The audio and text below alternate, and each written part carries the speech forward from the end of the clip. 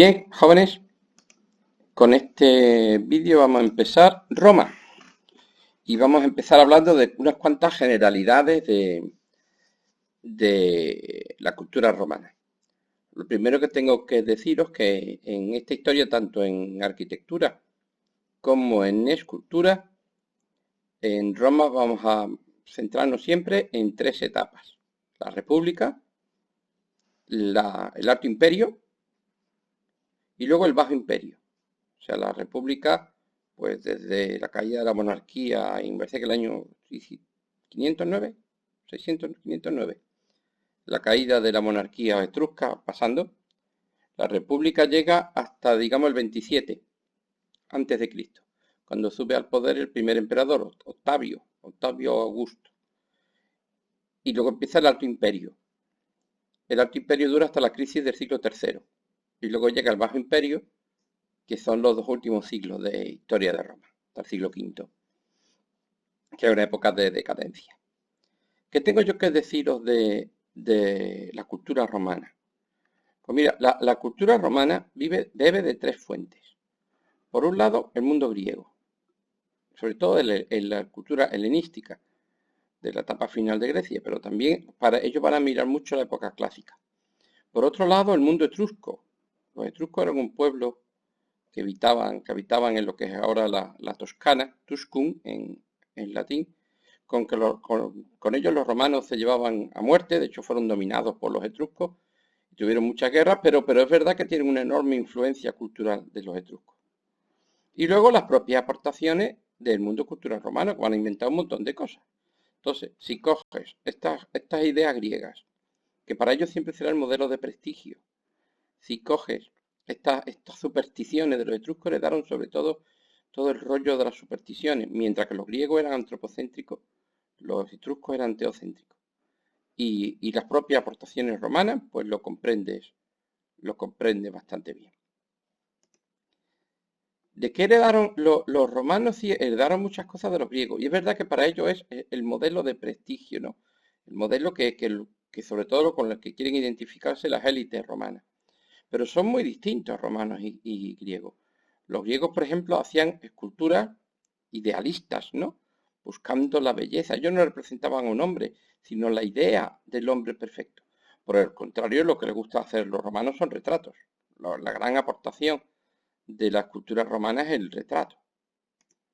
A los griegos en los relieves les gustaba poner, yo qué sé, gigantomaquias, ¿no? ¿Acordáis de este de Pérgamo? O los amazonomaquias, o luchar contra los centauros, cosas mitológicas. El relieve romano es histórico, cuenta batallas y hechos que pasaron de verdad, ¿no? Que pasaron de verdad. La mitología frente a la historia. Una cosa, los griegos han pasado la historia por su filosofía, los romanos por el derecho. Los griegos sí hacían unas cosas maravillosas, orden, proporción y armonía. Oye, y los romanos también. Pero los romanos han destacado sobre todo por su ingeniería, por cosas que funcionan, por arcos, por puentes, por calzadas, por acueductos. Los romanos son mucho más prácticos, os habréis dado cuenta, ¿no? Que los griegos. Los griegos mucha teoría, sí, pero los romanos van más a lo práctico, a lo que sirve. De los etruscos os digo que van a heredar. Los etruscos son un pueblo teocéntrico, de una cultura muy orientalizada, con una profunda cultura teocéntrica, obsesionados por el mundo de ultratumba. La mayor parte de las cosas que tenemos de los etruscos son tumbas, ¿eh? Y con unas mitologías muy complejas y muchas supersticiones. Ese carácter supersticioso va a estar siempre en el fondo de Roma, ¿eh? Y luego están las cosas propiamente romanas, ¿eh? Que si el derecho, esta es la ley Flavia Malasitana, que si las grandes aportaciones de la arquitectura romana, como el arco de medio punto o el retrato. El Senado y el pueblo. Esto es una descripción típica, ¿no? El Senado y el pueblo de Roma. Y pone que el divino Tito, hijo Fili, F, del divino Vespasiano. El nombre de lo que está aquí escrito. Bien, vamos a hablar de la arquitectura. Una cosa, antes de hablar de los templos, que es lo primero que vamos a ver, os digo una cosa de la arquitectura romana. Los romanos son tíos prácticos y ellos construyen en serio, para que dure para siempre, pero no por un rollo teológico, por un rollo de funerario, no, no, no, para que dure porque tiene que durar, porque las cosas tienen que estar bien hechas. Y por eso los romanos son amigos de materiales baratos y resistentes. El ladrillo, el mortero, que es algo así parecido al cemento, ¿no? La piedra cortada en grandes sillares a hueso, sin argamasa. O sea, construyen con materiales muy baratos y muy resistentes. Lo que pasa es que muchas veces esos materiales baratos no son bonitos. El mortero no es bonito. Entonces luego le ponen un revestimiento de mármol. Ya lo veremos cuando veamos la arquitectura romana, ¿eh? Esta idea es muy importante. La forma de construir de los romanos, materiales muy sólidos, con estructura de bóvedas, con estructura de arcos, ya lo veremos, pero siempre con una piel a la griega, una piel de mármol con columnitas y frontones, triglifos, metopas y todo ese rollo. Bien, vamos a hablar de los templos. La arquitectura romana es muy rica y muy variada. Empecemos por los templos, que es lo que más se parecen a los griegos, o no, o no. Para empezar os diré que el templo griego, como ya sabéis, estaba en una acrópolis, en alto, en un recinto que se llamaba el Témenos, ¿verdad? Y estaba hecho para ser visto desde cualquier rincón de la ciudad. Era un sitio aparte, en un recinto sagrado particular. ¿Os acordáis que eso sí, y lo conservan los romanos? El templo está hecho sobre todo para ser visto por fuera, porque todos los rituales se hacen fuera, no dentro. Dentro solamente sirve para guardar la estatua y como telón de fondo de los rituales que se hacen fuera. Bien, pues este es el típico templo griego, ¿no? Del Partenón, en la Acrópolis de Atenas. Este templo hecho para ser visto por fuera, ¿no? ¿Y cómo es el templo romano? Pues sí, es verdad que hay también sus acrópolis, ¿no? El templo de Júpiter Capitolino, que es este que estáis viendo aquí, pues sí es verdad que estaba sobre lo alto de una ciudadela. Pero luego hay montones de templos, como este que estáis viendo aquí, o este que estáis viendo aquí, o este que estáis viendo aquí. Montones de templos que estaban en pleno centro de la ciudad.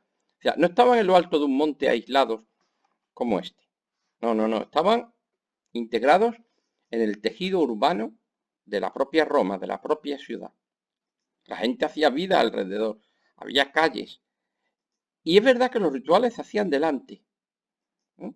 Los rituales se hacían delante. Pero esta forma de estar metidos en la ciudad va a cambiar completamente el concepto del templo. ¿Por qué? Porque al estar en alto, el templo griego se ve desde todos lados. ¿Verdad? Es bonito, tú ves el Partenón y puedes verlo por este lado de aquí o por este lado de allá, por todos lados. Por el contrario, entendéis que este templo de aquí solamente se va a ver por delante, porque detrás, aquí, señores, lo que hay es un callejón. Un callejón. Y aquí lo mismo, callejones. Por lo cual hace que el templo romano tenga un enorme valor por delante. Pero los lados y la parte de atrás no están hechas para ser vistos. Algunos sí. Estáis viendo aquí el templo de Júpiter Capitolino, que sí que es verdad que se veía desde todos lados. Pero la mayor parte de los templos, nada más que tienen que ser bonitos por delante, como telón de fondo del ritual que se está celebrando delante. Pero no están trabajados por detrás. Y esa es la gran diferencia entre el templo romano y el templo griego. El templo griego es perfectamente regular, es simétrico, es orden, es proporción, es armonía. Es perfecto en la idea de esta perfección. El templo romano no, el templo romano no es simétrico, no está proporcionado, porque solamente tiene la parte bonita por delante. La parte de atrás es pues por cumplir, ¿no, hombre? Porque hay que cerrarlo. Pero no está hecho para ser visto, es más un decorado. O sea, es verdad, los griegos dirían que es una horterada, que no es perfecto. Bueno, ¿y qué? ¿Es que nos reafirma al hombre como creador de belleza? Pues claro que lo reafirma, hombre. Claro que los romanos son antropocéntricos, ¿eh? Claro que lo reafirma. Lo que no hacemos es desperdiciar dinero haciendo un templo bonito. Aquí, o sea, ¿para qué quiero yo un montón de columnas y un opistodomos? Aquí, ¿para qué? En un callejón que lo único que huele es a meado de gatos. Estamos tontos. Pues bien, entonces, como ya hemos dicho, el templo romano se integra dentro del tejido urbano y por eso solamente es bonito por delante y está pensado por delante. Por detrás está pensado simplemente pues para cubrir el expediente. Aquí tenemos un ejemplo de templo romano. Este es el templo de la Fortuna Viril en la misma Roma. Se ha conservado bastante bien. Es un templo chiquito, tetrástilo, ¿no? ¿Veis que no es un templo períptero? ¿Por qué? Porque sí, yo veo aquí columnas jónicas, ¿verdad? Con su baza, ¿veis lo de que el arte griego es el modelo de prestigio, ¿no? Sí, el arte modelo griego, ¿eh? Baza, fuste, capitel, convoluta, el arquitrabe con 3 bandas, el friso y la cornisa con su frontón. Pablo, esto es un orden jónico perfecto, ¿verdad? Sí, tetrástilo, ¿verdad? Sí, pero fijaros, estos son columnas de verdad. Pero esta y esta son falsas columnas. O sea, ¿por qué? Porque esto es un muro. Esto no más que es decoración de un muro. Lo que está soportando aquí el peso no es una columna, es la pared. Y esta pared tiene una decoración que hace juego con estas columnas.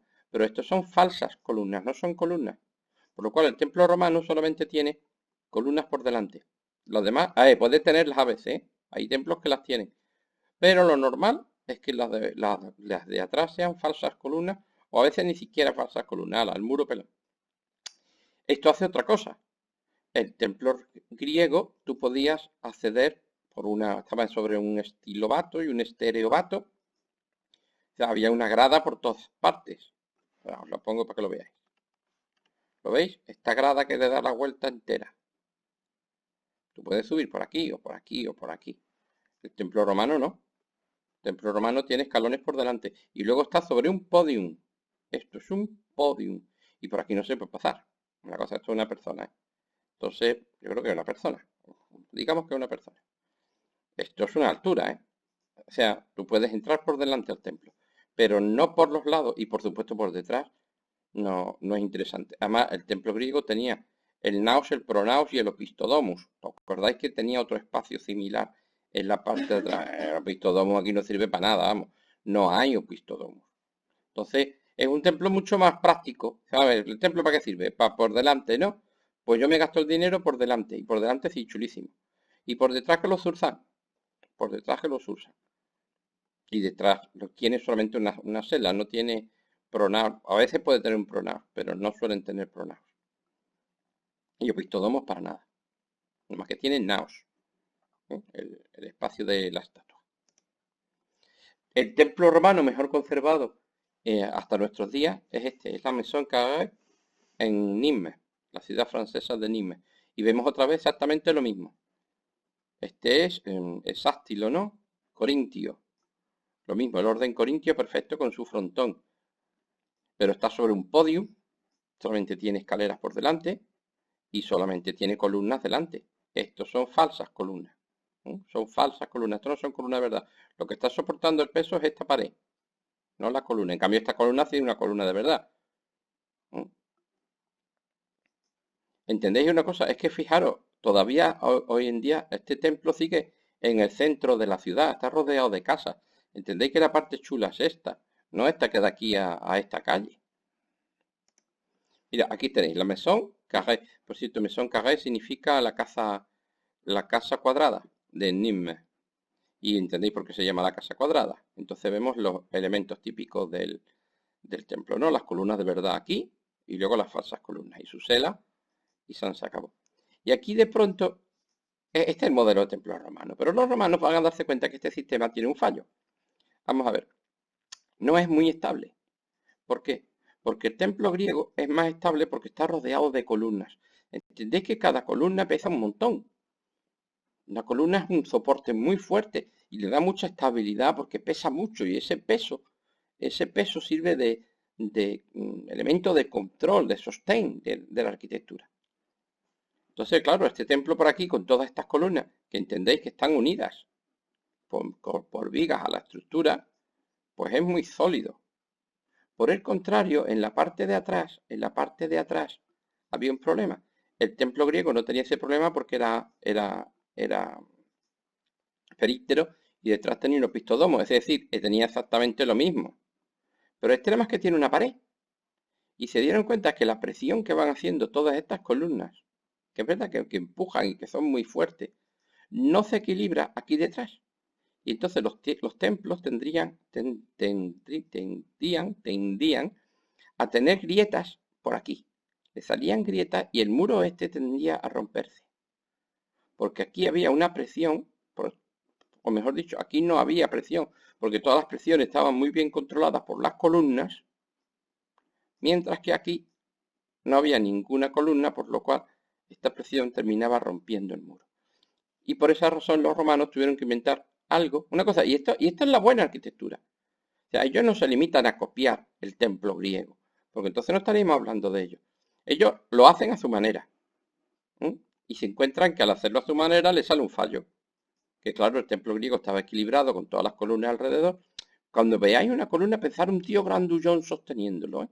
Aquí hay muchos tíos grandullones haciendo fuerza y sosteniéndolo, y aquí no hay ninguno. Porque estos son falsas columnas, ¿eh? Esto es solo decoración. Pues bien, ellos lo hacen como los griegos, lo cambian, porque no les gusta cómo están los griegos, es una tontería ponerle a trabajar aquí. Y de pronto se encuentran con que, ay padre, les sale un problema estructural. ¿Y qué hacen ellos? ¿Volver al modelo griego? No, padre, no. Lo que hacen es inventar una cosa nueva.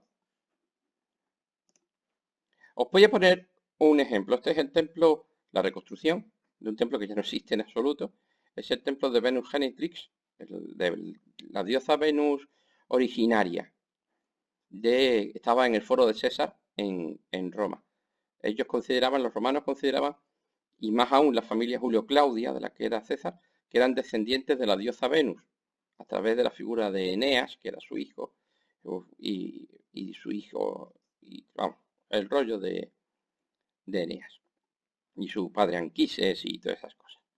Vamos, ellos decían que venían de Venus y por eso Venus tiene mucha importancia en Roma. Entonces hicieron este templo de Venus, la Venus Genetrix, la Venus originaria.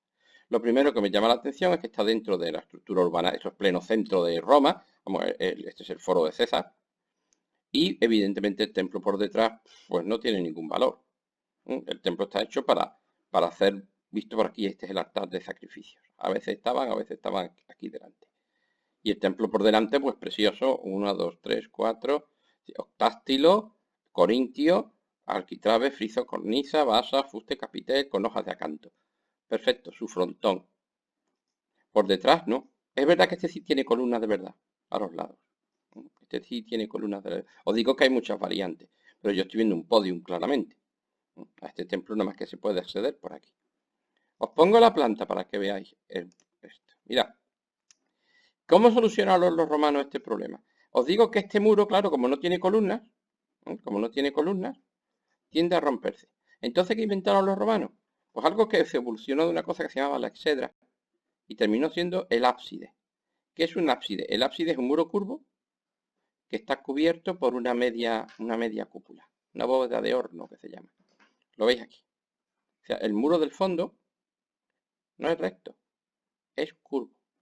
Lo veis aquí, tú entras por aquí, pasas por las columnas, y aquí está la estatua de Venus. Cuando se abrían las puertas se veía perfectamente para hacer los rituales.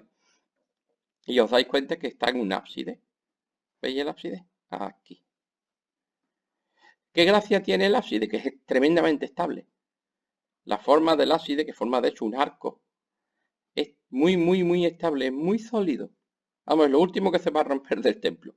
Y entonces el problema que tenían al fondo acaba de ser solucionado. Sin necesidad de poner columnas ni necesidad de nada. Simplemente pues creando este elemento curvo que os digo que es extremadamente estable y extremadamente fuerte. El ábside es una cosa que inventaron los romanos para sus templos y oye, y dio un resultado maravilloso. Y va a tener una larguísima vida. ¿Por qué? Porque el ábside tiene tres ventajas. La primera ventaja es estructural, como os he dicho. De pronto hace que la cabecera, ya lo veremos, del edificio sea muy fuerte. Esto va a pasar a las iglesias cristianas. Esto va a tener una larga trayectoria. Esta primero es una ventaja tectónica. O sea, le da una solidez tremenda al edificio. Vale. La segunda ventaja es que lo que se pone aquí en medio se resalta visualmente. O sea, si tú pones aquí la estatua y le pones un ábside detrás, veis la forma que tiene el ábside, ¿no? Pones la estatua aquí en el centro y le pones el ábside, todas las miradas van a ir a ella. Llama muchísimo la atención. Y por cierto, esto también va a ser usado en la iglesia cristiana, porque aquí va a estar el altar. Y cuando tú pones un ábside, pues todo el mundo mira al altar. Y la tercera, que en los templos romanos no servía absolutamente para nada, porque ya os digo que no tiene ninguna función dentro, todos los rituales se hacen aquí, pero sí va a ser muy importante luego en otros edificios romanos, que ya veremos que son las basílicas, y sobre todo las iglesias, que es que el que se siente aquí el que se pone aquí, que además de estar en este sitio tan visualmente resaltado, si habla, el ábside le hace de altavoz. La acústica. Hemos tenido una tectónica, una ventaja tectónica, una ventaja óptica o visual y una ventaja acústica. Si yo hablo aquí, todo el mundo me escucha. Os digo que en el templo romano no sirve para nada, pero en los tribunales de justicia, que eran las basílicas, y sobre todo en las iglesias, sí va a ser muy importante. Cuando el cura habla aquí, todo el mundo lo escucha. Entonces el ábside va a hacer un pelotazo. Además es una representación simbólica muy curiosa, porque os dais cuenta que es una representación del cielo. Está aquí la parte de los hombres, la parte cuadrada, y de pronto aquí está la diosa Venus, ¿la veis? En la parte celestial, ¿no? Esta forma curva, ¿no? El cuadrado y el círculo. El cielo, el universo terrestre y el universo celeste. Bien, entonces los romanos hacen los templos mucho más simples, más baratos que los griegos, pero con este rollito del ábside, pues oye, les ha salido estupendo, ¿eh? Les ha salido estupendo, no necesitas poner columnas por detrás y no se rompe. Y de hecho es la parte más sólida del edificio. Fíjate si es sólida, que había otro templo enorme, el templo de Venus y Roma, que era doble. Era un templo, este sí que era totalmente períptero, ¿veis? Rodeado de columnas. Esto era el templo más grande que había en Roma. En una parte era un templo doble, eran, digamos, dos templos unidos por la espalda, ¿lo veis? Uno era el templo de la diosa Roma, una especie de espíritu de la ciudad de Roma, y el otro era el templo de Venus, la protectora de los Julio Claudio y de la ciudad de Roma. Y los dos templos estaban unidos por la espalda. Y veis los dos ábsides. Aquí estaría la estatua de Venus, aquí estaría la estatua de Roma. Y veis los dos ábsides de los dos templos. Pues bien, todo esto que estáis viendo se ha perdido. O sea, todo este templo de aquí no existe. Quedan 4 columnitas de aquí de la estoa. ¿Veis que aquí había una estoa? Una estoa es un pasillo con columnas. Pues bien, quedan 4 columnitas de aquí, 4 columnitas de la estoa y ya está. De este otro sí se conserva porque ahora mismo es una iglesia. Se transformó en iglesia, os lo enseño. Esto es el templo de Venus y Roma, tal y como queda. Así, Pablo, yo estoy viendo 4 columnas. Aquí, a que veis el campanario de la iglesia asomando, aquí está el otro, el que es iglesia, y de este se ha perdido todo, menos, mira por dónde, el ábside. ¿Veis la forma del ábside? Aquí estaba la estatua. Y aquí estaba el templo entero, que no queda nada de él, pero nada de nada, ¿eh? Pero nada de nada. Lo que pasa es que el ábside es sólido como un peñón, lo estáis viendo aquí. Mira cómo construyen los romanos, mira, esto queda muy chulo. ¿Veis que, vamos, mañana a esta hora, los griegos iban a hacer un templo a la diosa protectora de su ciudad usando ladrillo y usando mortero? Es decir, cemento y ladrillo. Vamos, se mueren los griegos antes de hacer eso. Ellos habrían hecho el templo de mármol blanco pantélico del mejor. Vale, pues los romanos lo han hecho con un material muy barato y muy sólido. Evidentemente, este material tan feísimo, que queda horrible este material, no se veía, porque esto estaba todo cubierto de mármol y estaba también pintado, mosaicos o lo que fuera. Pero es verdad que la estructura era esta. Y al otro lado está esta iglesia que está en el otro ábside. Y de hecho, esto es ahora el otro ábside de la otra iglesia que está allí. Bueno, ya lo contaré. Llevamos 23 minutos y ahora nos tenemos que meter con un pedazo de templo increíble. Y yo creo que es mejor dejarlo para el siguiente vídeo, ¿vale? Porque este edificio que tenemos aquí se merece un vídeo para él solo. Así que lo dejamos a los 24 minutos y nos vamos al siguiente vídeo.